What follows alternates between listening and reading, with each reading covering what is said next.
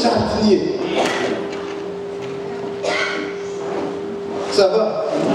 C'est pourquoi les femmes ont vu quelqu'un dans le cimetière, près du rocher, près du tombeau. Ils lui ont dit, c'est toi le jardinier. Mais oui, c'est toi le jardinier. Jésus-Christ est le vrai jardinier. Parce que le premier jardinier avait échoué, il faut qu'un deuxième jardinier vienne. Comme le premier homme avait échoué, il faut qu'un deuxième homme vienne. Alors dans la démarche, Ésaïe 53 nous montre comment cet homme-là devait marcher. Il est sorti comme une faible. Jésus-Christ est venu comme ça, une faible plante. Jésus est né dans un endroit bizarre, dans une famille pauvre. Or, Dieu étant que Dieu, il devait se choisir quand même une famille noble, une famille riche. Mais il est allé dans une famille pauvre. Mais Dieu s'est fait pauvre pour que nous soyons riches. Amen. Alléluia. Les riches, alléluia. Si tu ne cries pas, tu ne seras pas riche. Hein? Mais oui. Tout ce qui est physique commence sur le plan spirituel. Hein? Donc, vous pensez que si les sorciers veulent venir vous envoûter, ils vont vous guérir de ma vie comme ça. Ils commencent les réunions la nuit. Toute chose qui est matérielle commence d'abord par être immatériel. Tout ce qui est palpable commence d'abord par être impalpable. Tout ce qui est concret commence d'abord par être abstrait.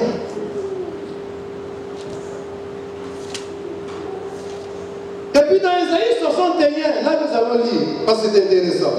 1 à 3. Ça c'est la démarche pour la conquête.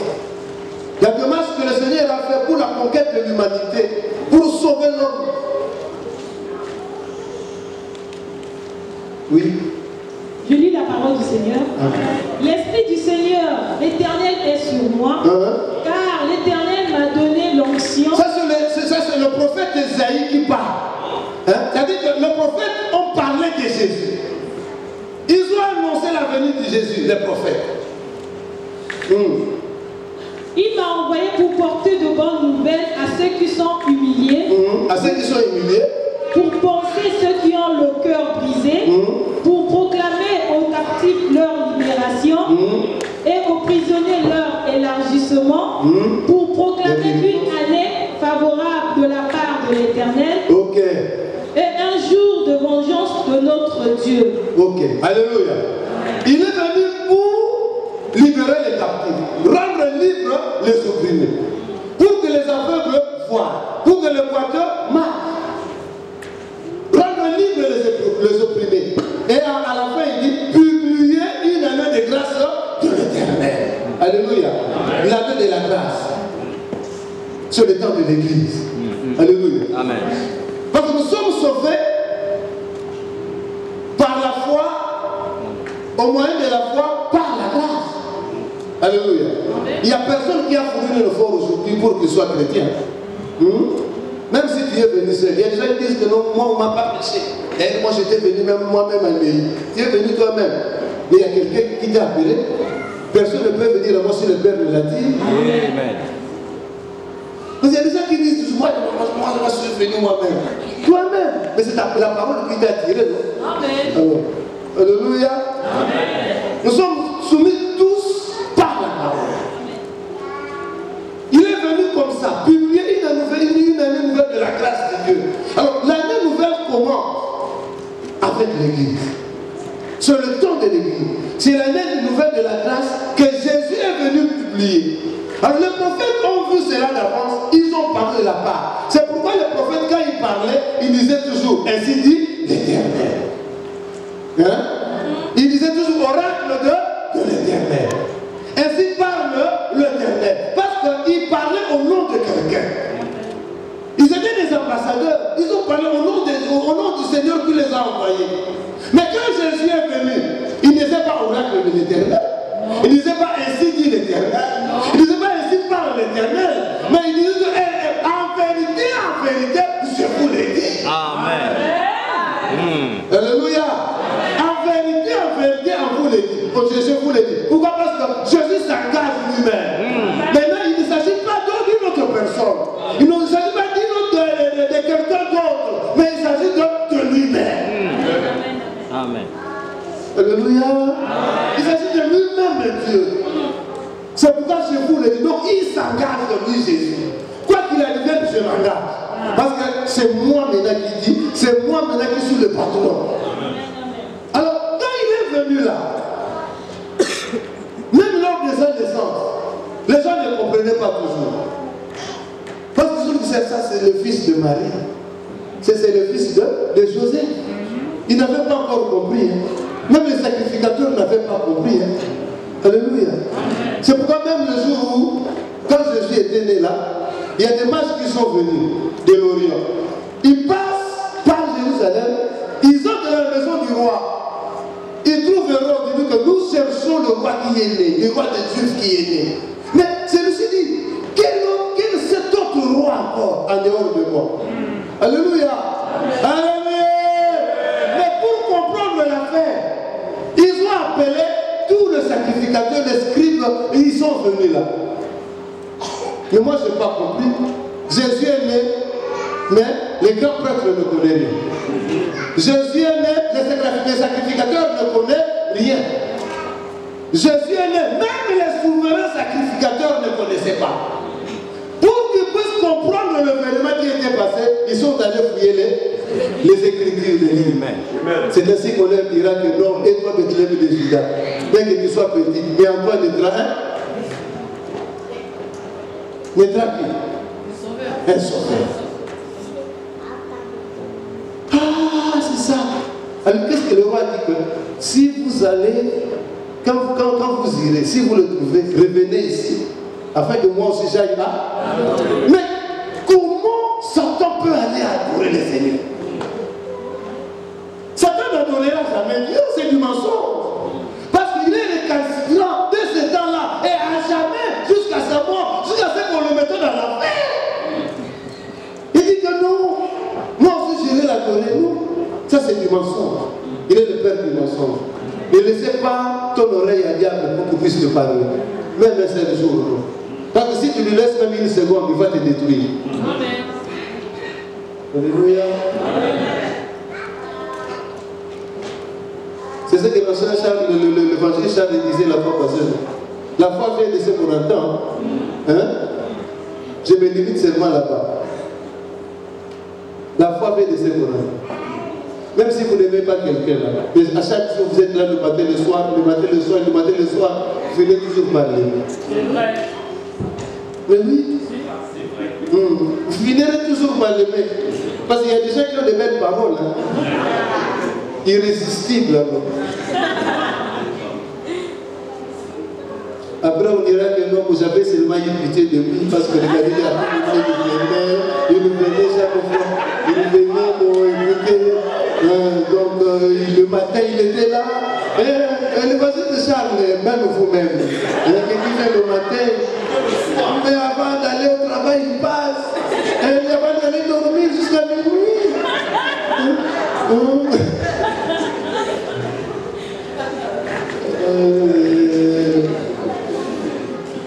Alléluia. Il n'avait pas compris. C'est pourquoi même aujourd'hui, il y a des gens qui ne comprennent pas encore Jésus. Peut-être que vous venez pour venir, mais vous n'avez pas encore compris le Seigneur. Mais le Seigneur est merveilleux.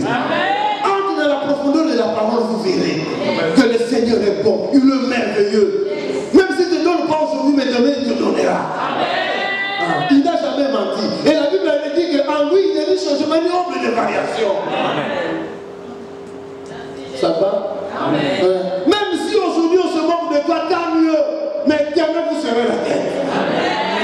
Considérez un peu nos vies. Hier, peut-être nous étions des gens qui étaient inconsidérés. Dans nos familles, dans les quartiers, partout. Mais aujourd'hui vous êtes venus, vous êtes là. Combien de gens peut-être qui veulent venir en Europe mais qui ne viennent pas? Mais Dieu t'a donné cette grâce.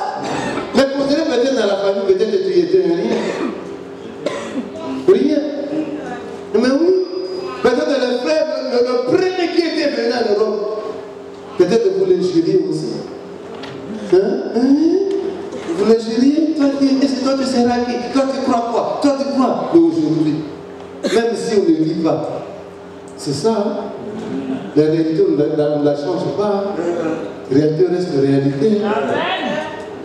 Peut-être que toi tu étais quelqu'un, mais moi je n'étais rien. Je ne sais pas peut-être toi, mais moi bien aimé je n'étais rien considéré. Je n'avais même pas quelqu'un qui pouvait me payer les études supérieures. Je n'avais pas.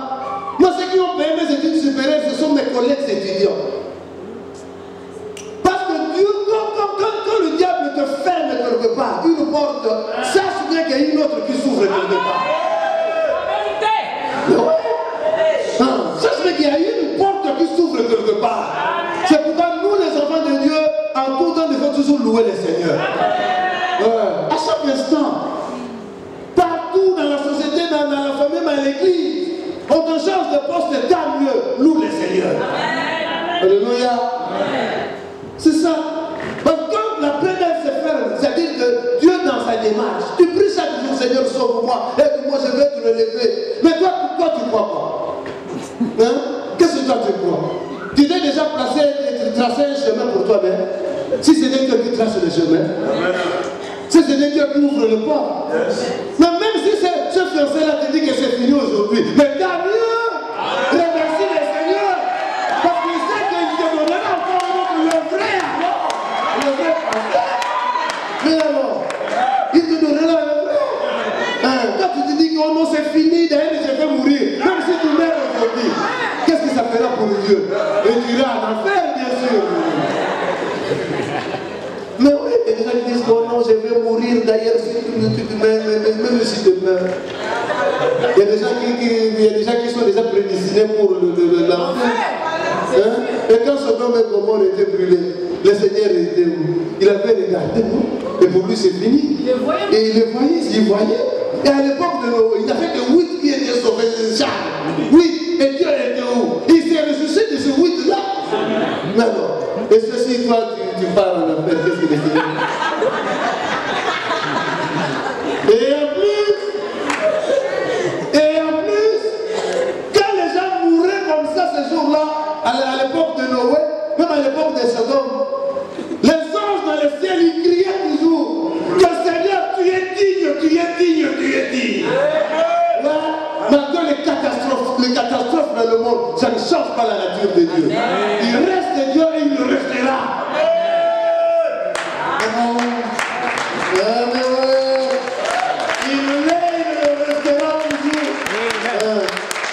Le diable a essayé de conquérir sa place. Et lui aussi, il a fait aussi sa petite conquête. Le diable, dans le ciel, il a créé une conquête. Mais qui peut conquérir le Seigneur? Il n'y a personne. Il est le tout-puissant. Si le diable est puissant, mais Jésus est le tout-puissant. C'est le El Shaddai. Il a montré au monde entier à travers les Égyptiens qu'il est le tout-puissant. En traversant la mer Rouge, bien aimé, Dieu pouvait, il y avait beaucoup de moyens. Il pouvait y avoir des bateaux, des pirogues pour que les enfants d'Israël puissent traverser. Mais Dieu n'a pas voulu le faire. Il a dit, je vais le faire avec ma main puissante pour que le monde voie que je suis avec cette nation. Le Seigneur est avec toi. Il est avec toi. Quand tu marche toujours avec tête haute parce qu'il est avec toi. Il fera de grandes choses avec toi. Alléluia. Il est venu rendre libre les opprimés, publier une année de grâce de l'Éternel. Amen. Et ces jours-là, Jésus est né. Il entre dans le temple. Quand il est entré dans le temple là, Jésus aussi il est bizarre. Il est bizarre. Jésus est compliqué, il est bizarre. Parfois il se tait, il ne dit rien dans la souffrance, mais il regarde, il est bizarre. Faut tout le monde. Il est faux, mais il est bien. Il est bizarre, mais il est bon. Il est compliqué, mais il est merveilleux. Et lui-même dit que je suis un Dieu qui se... Je me cache, mais je me révèle. Mais pourquoi tu dois te cacher tout seul? Mon Dieu. un homme comme nous. Hein. Donc chaque jour là, dans l'hôtel de Dieu, là, parce que là, ici, il y a la mairie, tout ça, dans l'hôtel de Dieu. Je ne sais pas comment. Alléluia. Il entrera dans le temple. Hein? Incompris, vous ne comprenez toujours pas. Il a des temps. Il prend un livre. Matthieu, non, livre 4. 14, je pense, livre. Jésus entre dans le temple ce jour-là, dans sa conquête. Alors rapidement, on n'a pas du temps. La malade, j'ai commencé à faire. J'ai commencé à mouiller les cas. On va terminer. On va continuer après, la semaine prochaine. Bientôt, on va terminer. Je vais respecter les cas, moi, les cas. Alléluia. Luc 4, hein? 14. Hein? Oui. Jésus retourna en Galilée avec sa puissance de l'esprit, et sa renommée se répandit dans toute la région.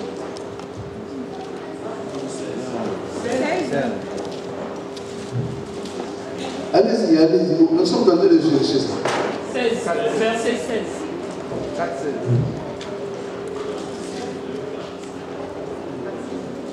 Il s'est rendu à Nazareth où il avait été élevé, et selon sa coutume, il entra dans la synagogue. Oui. Le jour du sabbat. Il entre dans la synagogue le jour du sabbat, où tout le monde était là pour écouter, louer Dieu et écouter la parole.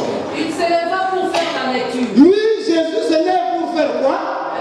Lire la parole, de le comprendre, on le fait maintenant. Écoutez ce qui va arriver. Et on lui remit les livres du prophète Ésaïe. On lui remit les livres du prophète Ésaïe. Il demande seulement Ésaïe. Hein? Jésus, pourquoi ne pas lire autre chose que Ésaïe? Et quel verset? L'ayant déroulé, Quand on déroule maintenant le livre du prophète Ésaïe, il trouva l'endroit où il est écrit. Jésus trouva l'endroit où était écrit. Écrit quoi? L'Esprit du Seigneur est L'Esprit du Seigneur est sur moi. parce qu'il m'a oint pour annoncer une bonne. Parce que le maman pour annoncer la bonne nouvelle. Il lit ce que le prophète Ésaïe avait annoncé pour lui-même Jésus. Donc il lit sa propre écriture quelque part. Donc écoutez, il veut se glorifier quelque part. Il veut se montrer, il veut se manifester maintenant au peuple. Puis comprendre que ce dont on a parlé la fois passée, il s'agit de moi. Il m'a envoyé pour guérir ceux qui ont le cœur brisé, pour proclamer aux captifs la délivrance, et aux aveugles le recouvrement de la vue, Oui. pour envoyer libre les opprimés, pour publier une année de grâce du Seigneur. Ensuite, il roula les livres, Il roula les il livres. remit aux serviteurs et s'assit. Et ça c'est. Tous ceux qui sont Donc il lit, quand il lit comme ça, et il va s'asseoir. Je dis non. Non, il est bizarre. Si il était aujourd'hui, on dirait que Jésus, il est orgueilleux. Le pasteur orgueilleux. Il va s'asseoir. Je ne sais pas comment il s'était assis, peut-être il est. Après. tous ceux qui se trouvaient dans la synagogue avaient les regards fixés sur Alors tout le monde avait le regard fixé sur lui, Jésus comme ça. C'était assis comme ça, donc, comme un patron là et chef, tout le monde le regardait. Mais pourquoi il a lu cette écriture? Pourquoi? Alors il commença à leur dire. Comme on le regardait, maintenant il commençait à leur dire, à leur parler. Aujourd'hui, Pas hier, pas avant-hier, alléluia, pas demain, même pas plus tard, mais aujourd'hui.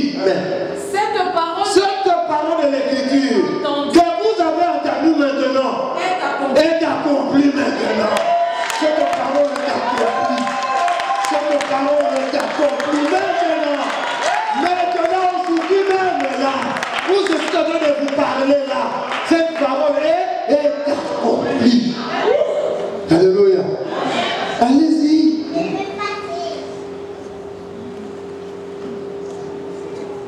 cette parole est accomplie. Tout lui rendait témoignage.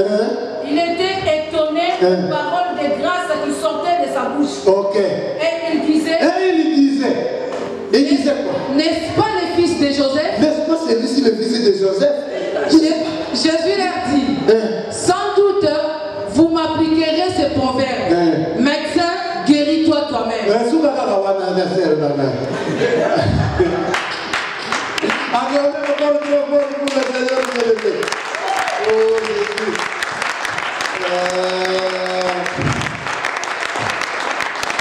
Alléluia. Cette parole de l'Écriture, c'est accompli aujourd'hui. Parce qu'il ne s'agit pas d'une autre personne, il s'agit de... Et ceux qui ne comprennent pas toujours, hein? Même dans l'église, il y a toujours qui ne comprennent pas. Mais qu'est-ce que l'apôtre veut encore faire? Est-ce qu'on va encore conquérir quoi? Conquérir Néhémie, pourquoi? Tout ça. Et ceux qui ne comprennent pas toujours, pourquoi on a fait ça? Ils se posent toujours des questions. Ça n'a pas commencé aujourd'hui. Même avec Jésus, il n'avait pas compris. Mais je vous prie de comprendre toujours. Parce que le problème, c'est quoi? Le problème, ce n'est pas aujourd'hui, mais le problème, c'est demain. Parce que jusque-là, le visionnaire a une vision qu'il met en application pour demain, pour l'avenir. Et toi, même si tu ne comprends pas aujourd'hui, mais demain, tu comprendras. Alléluia. Dans son palais qui s'écrit, n'est-ce pas le fils de Joseph? N'est-ce pas le fils de Marie? Mais qui vous dit que c'est le fils de Marie? Mais moi je peux vous dire que Jésus n'était pas le fils de Marie. Vous allez me dire, mais comment est-ce qu'elle parle encore? Frère, Jésus n'est pas le fils de Marie. Oui,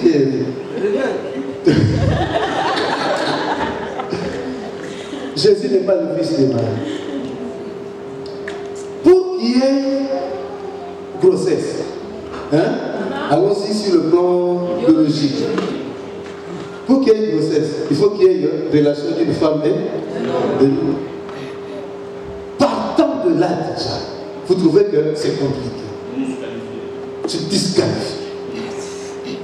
Parce que dans la biologie, la femme envoie 23 chromosomes, l'homme envoie 23 chromosomes et ça forme 46. Ça donne naissance à un enfant. À tous les génotypes, à tous ceux que nous voyons là, c'est à travers les 46 chromosomes. On forme une grossesse. Alléluia. Mais avec 23 chromosomes seulement, comment l'homme devait sortir homme parfait? Avec les yeux, avec les oreilles, avec tout le sang. Avec le membre, le sang qui est quelqu'un qui marche. Mais moi je pense que Jésus devait sortir comment? Je ne sais pas comment on dit en français. Ici.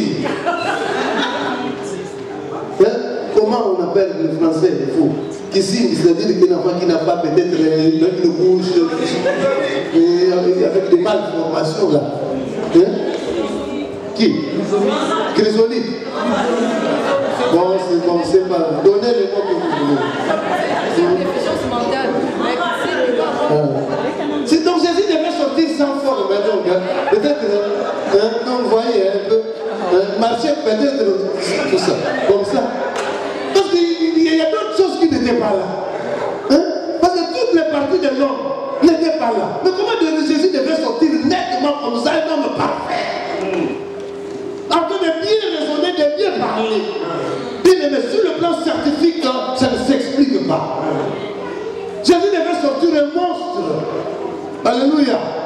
Parce que Marie, même lui-même, elle-même Marie, avait demandé à l'ange, quand l'ange est venu, il dit, tu seras enceinte, tu donneras un fils, tu lui donneras le nom de Emmanuel, c'est-à-dire que Dieu est parmi nous. Mais Marie elle-même, il s'était posé, il a posé les 7 questions-là. Comment cela se fera-t-il? Parce que je ne connais point tout. Parce que c'était impossible. Bien aimé, tout ce qui est possible, impossible aux hommes, impossible à Dieu. Alléluia. Tout ce qui est impossible aux hommes, impossible à Dieu. Même si le mariage n'est pas possible pour toi, mais le Seigneur le rendra possible. Même si le travail est impossible, mais le Seigneur le rendra possible. Amen. Dans son palais, tout s'écrit. N'est-ce pas le fils de Marie? Jésus n'était pas le fils de Marie. Même pas de Joseph. l'ombre du Saint-Esprit te couvre. Voilà la réponse de l'homme. L'ombre du Saint-Esprit. Ça dit quoi? Toi, tu es là. Ce qui fera en sorte que tu sois enceinte, c'est l'ombre du Saint-Esprit. Et mais si on est accompagné du Saint-Esprit, hein, nous sommes capables de faire des grandes choses. Amen. Je vous dis la vérité. C'est vrai. Hein. Pour nous, les chrétiens, tout s'est fait avec l'Esprit. Hein. Nous, avec la chair. Tout s'est fait avec l'Esprit. Et quand Jésus venait mettre ici sur la terre, oui, j'ai 4 minutes. On va continuer la fois prochaine. Quand Jésus est venu là, avant même qu'il vienne, parce que c'était un problème partout sur la terre, Satan régnait. Mais qui devait venir faire cette grande conquête terrestre? Même sous-terrestre là. Parce que Jésus, même quand il était mort là, il était allé prêcher les âmes captives. Mais qui devait le faire? Parce qu'on cherchait partout qui devait le faire. Parce que Jésus, Dieu, quelque part, n'est pas dictateur. Hein? Il l'est aussi, mais il est plus bizarre. Parfois, on dirait qu'il s'est contredit, mais c'est contredit pas. Les gens dans la lignée. Il dit, bon, si je dis que je vais moi-même comme ça porter la chair, les anges, puis les chérubins, tout le monde, bon, il dirait que comment Dieu lui-même, bon, il a donné un peu quoi, de l'espace. Apocalypse 5, on va terminer par là. Apocalypse 5 et à 5.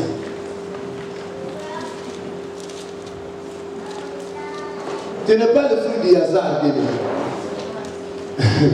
Tu as été tiré de quelque part. Il y a eu un projet pour toi, de la conquête, pour que tu sois libéré de l'emprise diabolique, de l'emprise du monde du ténèbres. Oui. Je lis la parole du Seigneur. Amen. Puis je vis dans la main droite celui qui était assis sur le trône, un livre écrit en dedans et en dehors. Un livre écrit en dedans et en dehors, de la main de celui qui était assis sur le trône. Un livre comme ça. Allons-y. Scellé de 7 sceaux, et je vis un ange puissant qui proclamait d'une voix forte. Un ange puissant qui proclamait d'une voix forte. Qui est digne d'ouvrir le livre. Oh! Qui est digne? Qui peut ouvrir ce livre? Et d'en rompre les sceaux. Et d'en rompre le sceau. Le livre qui est sous la main de celui qui est assis sur le trône. Qui peut l'ouvrir? Qui peut même le regarder en dedans et en dehors? Mais nul dans le ciel, ni sur la terre, ni sous la terre, ne pouvait ouvrir le livre. Il n'y avait personne. Que ce soit au ciel, là, il n'y avait personne. Alléluia. Même si sur la terre, il n'y avait personne. Même sous la terre, il n'y avait personne pour ouvrir ce livre-là. Ni le regarder. Même le regarder comme ça, il n'y avait personne. Et je pleurais beaucoup parce que nul ne fut trouvé digne. Et qui pleurait? C'était le prophète Jean. Parce qu'il n'avait personne pour ouvrir le livre. Jean pleurait parce qu'il dit que nous autres, on ne sera pas libérés. Hein? Madame prophète César ne sera pas libérée. Et l'église ne sera pas née. Parce que l'église est née à travers le sang de l'agneau. À travers la libération de Jésus là. Quand il est mort, il est ressuscité. C'est à ce moment-là que l'église est née. Alléluia.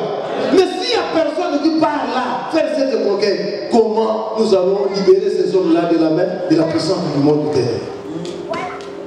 Ni le regarder. Et l'un des anciens me dit. Mais quand Jean pleurait là, l'un des anciens qui était là dit à Jean, ne pleure pas. oh Jean, ne pleure pas. Voici que le lion de la tribu de Juda. Oh, voici que le lion de la tribu de Juda, Le rejeton de David. le rejeton de David, Vaincu pour ouvrir le livre. a vaincu pour ouvrir le livre. Et les 7 sceaux. Et les 7 sceaux. Allons-y. Et je vis au milieu du trône. Voilà. Et au milieu du trône. Et des 4 êtres vivants. Et les 4 êtres vivants. Et au milieu de ces anciens. Et au milieu de ces anciens. Un agneau. Écoutez, reprends là. Un agneau debout. Un agneau debout. Comment? Qui semblait Qui semblait immolé. Alléluia. Amen. Écoutez.